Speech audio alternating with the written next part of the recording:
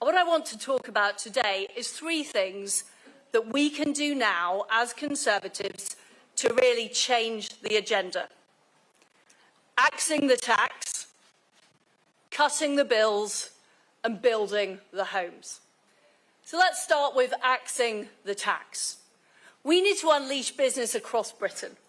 We need people to want to invest in our country. We need businesses to be able to expand, to grow, to create new jobs, to create new ideas. That's why I'm calling upon the Chancellor at the autumn statement to put corporation tax back down to 19%. And frankly, if we can get it lower, the better. Because what we know is we know that when businesses are able to keep more of those funds, the future comes from. It's where the opportunities come from. It's where the jobs come from. And what we know is that at the moment, we're seeing businesses not locate in the United Kingdom. We saw AstraZeneca choose to locate elsewhere. We've seen small companies struggling with the level of tax and regulation. We've seen a flight out of Britain of high net worth individuals, third only to India and China, and in fact, ahead of Russia. So what we need to do is we need to be hungry to get those businesses back. We need to be hungry to attract business to our country, and we need to make the Conservative Party the party of business again. Because what we know is that economic growth and making Britain grow again is not going to be delivered by the Treasury. It's not going to be delivered by more public spending. It's not going to be delivered by more regulation. It's going to be delivered by giving businesses the freedom they need to succeed. It's going to be propelled by that. And the fact is that over the last 25 years, we've had relatively low economic growth. We've had relative economic stagnation. And the only thing that is going to break through that is businesses and entrepreneurs being able to do things differently, being able to invest, being able to grow, being able to build new factories, being able to employ people. That is what is going to drive our country forward. And as Conservatives, we need to be prepared to make that argument for business. Because business shouldn't be a cash cow to be milked. It's a future investment in our prosperity. The second thing we need to do is cut the bills. Now, people in Britain are paying some of the highest energy bills in Europe. And our businesses are also paying high energy bills. And what does that mean? Well, it means that we end up exporting jobs overseas. We end up producing them in Britain. And what we need to do is we need to cut those bills. And it's possible.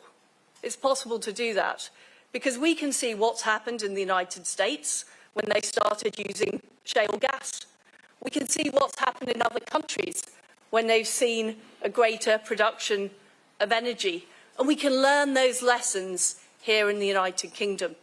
Now, some environmentalists will say using our own gas is not environmentally friendly. But how environmentally friendly is it to rely on regimes abroad, often whom have very poor records for our gas, to ship that gas into the United Kingdom, often at both environmental cost and financial cost? How environmentally friendly is that? And currently, we are projected to be importing gas within 10 years. Now, we are sitting on 50 years' worth of sustainable gas. Can you imagine if we unleash that, what that would mean for households, what that would mean for businesses? Well, we can see from the United States that their energy bills are half what our energy bills are here. Can you imagine the impact it would have on the British economy if we did that? If we unleash that gas that we are sitting on at the moment into our economy. So there are three things we can do. We can axe the tax, we can cut the bills, and we can build the homes. But I'm under no illusion. I don't think this is necessarily easy for us to do. It's difficult. But we need to be prepared to do the difficult things because that is what will make Britain grow again. And all of the people in this room, mainly minus some of the members of the media, all of the people in this room need to be out there making those arguments, because people need to hear those Conservative arguments again. The way we're going to bring the price of housing down or the price of energy down is not through a rent cap or price controls.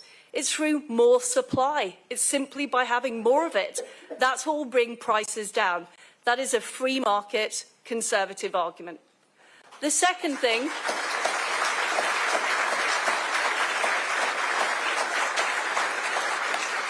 and people need to hear these arguments again, the second thing we need to do is acknowledge where we are now.